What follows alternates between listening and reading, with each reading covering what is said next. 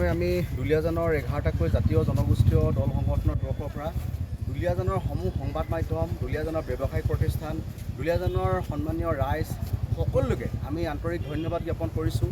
দুলীয়াজানত সংঘটিত হৈ থকা বিক্ষিপ্ত ঘটনা সন্দৰ্ভত ওপৰত এক উচিত পৰ্যায়ৰ তদন্তৰ দাবীত আমি আৰক্ষী প্ৰশাসনক যি দাবী উত্থাপন কৰিছিলোঁ, সেই আমি আৰক্ষী প্ৰশাসনৰ আচলতে আলোচনা প্ৰক্ৰিয়াত বা তেখেতসকলৰ বিভিন্ন ভূমিকাত আমি আচলতে সন্তুষ্ট বা আশ্বস্ত নহৈ এই প্ৰতিবাদী কাৰ্যসূচীৰ কাৰণে আমি স্বতঃস্ফূৰ্তভাৱে আটাইকেইটা সংগঠনে আমি আহ্বান কৰিছিলোঁ।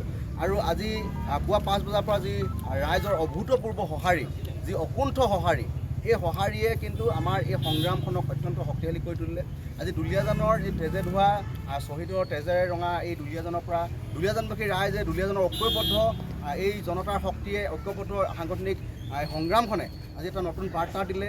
অসম চৰকাৰ, আৰক্ষী প্ৰশাসন, জিলা প্ৰশাসন সকলোৱে এই যে শান্তিপূৰ্ণ গণতান্ত্ৰিক প্ৰতিবাদ, এই প্ৰতিবাদৰ পৰিভাষা বুজি পোৱা উচিত। আমি শান্তিপূৰ্ণভাৱে প্ৰতিবাদ বিচাৰোঁ, গণতান্ত্ৰিক আস্থাত আমি বিশ্বাসী। গতিকে এই ঘটনাৰ তদন্ত আৰম্ভ কৰক। আজি আমাৰ পুৱা 5 বজাৰ পৰা যি বন্ধ কাৰ্যসূচী 11টাকৈ সংগঠনে দুলীয়াজানৰ লগতে দাঁতিকাষৰীয়া, নাওহলীয়া, ভাদৈপাচলি, মধুটিং, টিংৰাই চাৰিআলি, টেঙাখাটকে ধৰি আমাৰ বিভিন্ন অঞ্চল যি বন্ধ হৈ আছিল, ইতিমধ্যে আমি আটাইকেইটা সংগঠনৰ তৰফৰ পৰা সকলোকে ধন্যবাদ জ্ঞাপন কৰিছোঁ। আগন্তুক দিনত সকলোকে সহযোগিতা আমি কামনা কৰিছোঁ। আৰু আজি যি কাৰ্যসূচী ইতিমধ্যে 5 বজাত আমাৰ বন্ধ কাৰ্যসূচী সামৰি পৰিছে। গতিকে আমি পুনৰ ব্যৱসায়িক প্ৰতিষ্ঠানসকলক সকলোকে আহ্বান জনাইছোঁ যে ইমান শান্তিপূৰ্ণভাৱে সহযোগ কৰাৰ কাৰণে ধন্যবাদ। আৰু এতিয়াৰ পৰা আপোনালোকে নিশ্চিতভাৱে এই বন্ধ, যিহেতু আমাৰ বন্ধ ইতিমধ্যে শেষ হৈছে, আপোনালোকৰ ব্যৱসায়িক প্ৰতিষ্ঠান, বিভিন্ন ধৰণৰ উদ্যোগ প্ৰতিষ্ঠান আপোনালোকে খুলিব পাৰিব।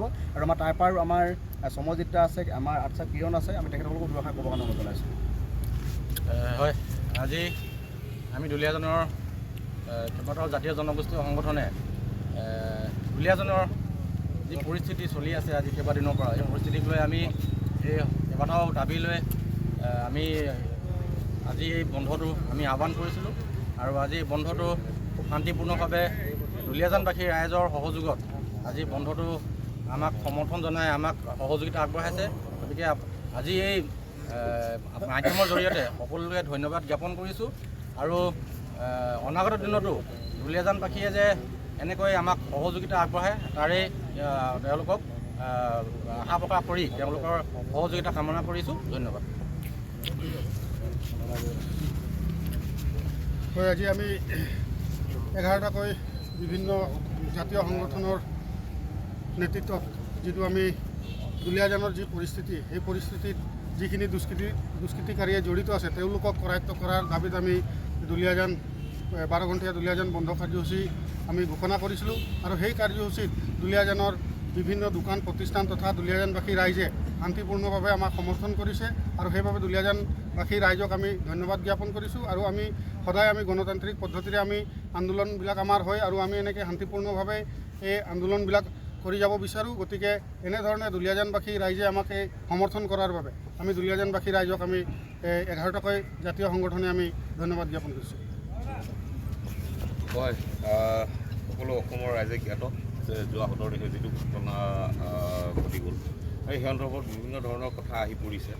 আৰু আমি বিশেষকৈ এটা কথাই ক'বলগীয়া আছে যে আমাৰ কেইবাটাও দাবী সম্বলিত আছিলে। আজিৰ দিনটোত আমি যিটো বিশেষকৈ আমি বন্ধ আহ্বান কৰিছিলোঁ, কিন্তু এই বন্ধ আহ্বান মুখ্য এটাই উদ্দেশ্য আছিলে যে আমাৰ অনা অসমীয়া এগৰাকী যুৱতীয়ে যিটো কঠোৰ মন্তব্য প্ৰদান কৰিছিল, যিটো সাম্প্ৰদায়িক মন্তব্য প্ৰদান কৰিছিল, সেইটো এগেইনষ্টত আমি এখন এজাহাৰো দিছিলোঁ। তেখেতক এটা সময়সীমা আমি বান্ধি দিছিলোঁ তেখেতক গ্ৰেপ্তাৰ কৰাৰ বাবে। কিন্তু সেইটো নকৰি আমি দেখা পালোঁ যে আজি বিভিন্ন ধৰণৰ দল সংগঠনৰ মানুহক নেতৃত্বক কৰায়ত্ব কৰি আজি পুনৰ আটক কৰিছে।